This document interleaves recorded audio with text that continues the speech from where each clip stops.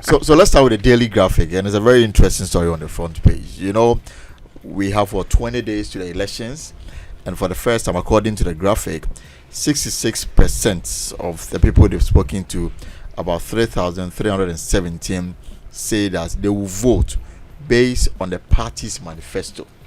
And I think this is very instructive. It looks like finally our voter population is getting to the place where they will analyze the programs of the various political parties and decide who.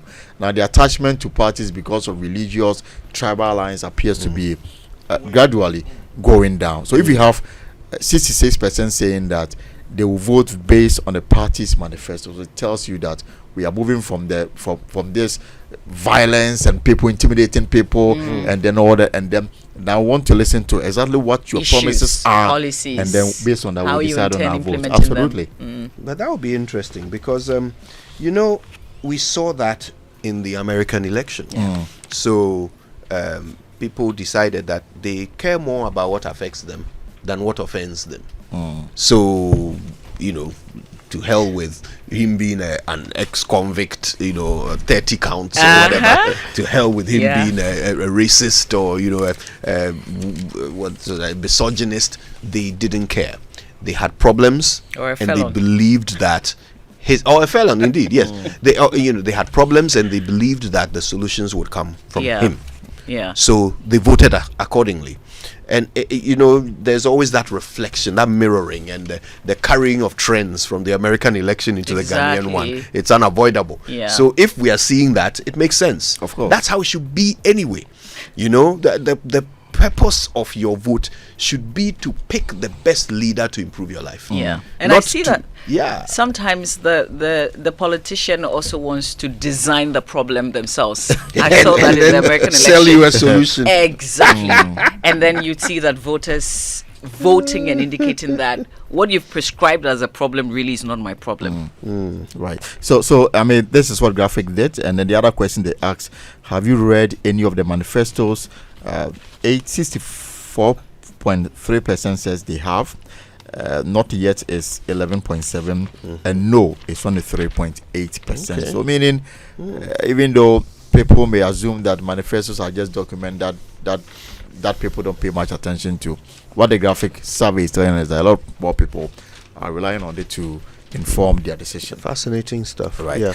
Again, on the page 13 of the paper, with 19 days to go for the polls, political parties must commit to peace pact as soon as possible. That's the United States ambassador to Ghana, Virginia Palmer. All political parties must sign the peace pact as soon as possible, because that is the surest way to signal to the young people on the streets that violence in any form will not be the way to go during the elections. And clear whether the NDC, they've softened their stance now and want to commit to it. All the political parties say they are ready. The NDC set forth some conditions, some have been met, but still they insist that for now they will not sign. Yeah, this is something that I've been of two minds about. When the NDC explains why they are not interested in signing, you can get where their righteous indignation is coming from. Okay, there are things that have happened in previous elections that should never have happened and have not been addressed. Right, I agree. However, the NDC also needs to understand how important messaging is. You may think that signing a peace pact means nothing, but not signing it means everything. When you say I won't sign it, you are conveying a very potent message. And it's not the message we want anyone to convey to voters. So much as they have the moral high ground, they need to maintain it by being the bigger man. So to speak. Turning it into another opportunity to be revolutionaries, I think is misplaced. All right. So another issue about before Mbavi comes in, graphic, last but one page, Ghana to play for pride. That's what we have been reduced to. What, playing for what? What pride? You didn't qualify for AFCON, and then you're relying on your last game, which will not get you anywhere anyway. What pride? And then you say you're playing so that we'll move from pride. the last position to the third. There's no pride in that. Half of Africa is going to AFCON, and we didn't make it. For the first time in over 20 years. That is where our Black Stars has been reduced to. pride. I have a position though. Yes, we've let's been hear to it. AFCON the last few years. What have we done with it?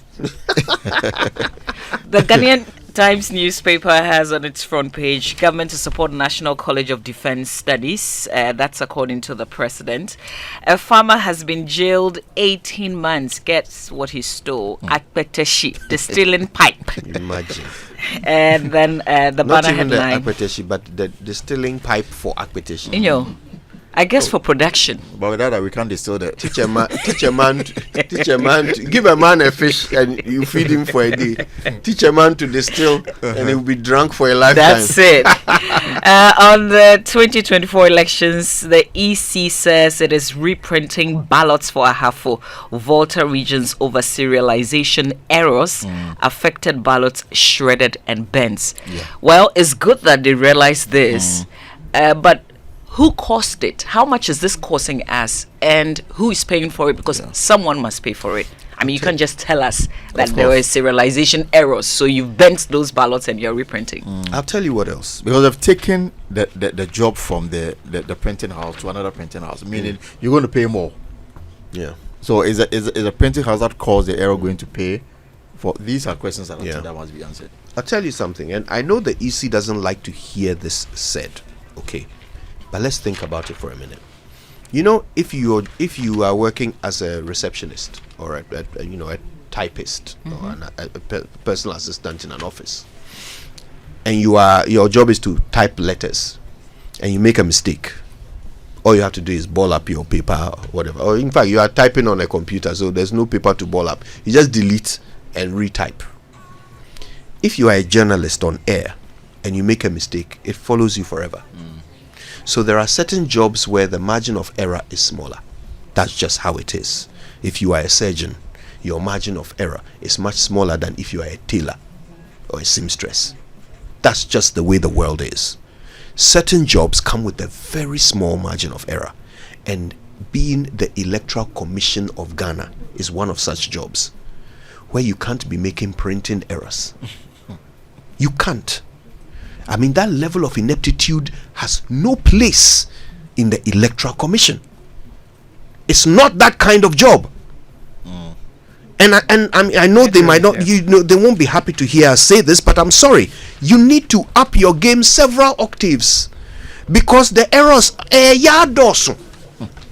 That's factual, really. Come on. And we've seen, I mean, it's not like we've not seen that place run before. You've seen other people run that place before. So why? Error after error. The results itself, mubeti. Then people will be stealing your machines. Then you now printing too, you can't print. Elton, you missed a story on the back page of the graphic. Mamabi is back.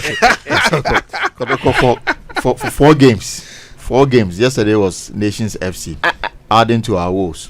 You guys are back to back, eh? I mean, it's so disappointing. I really don't know what is it better than the Black Stars? No, that's for Black Stars. I told you already. I lost interest in them after Brazil.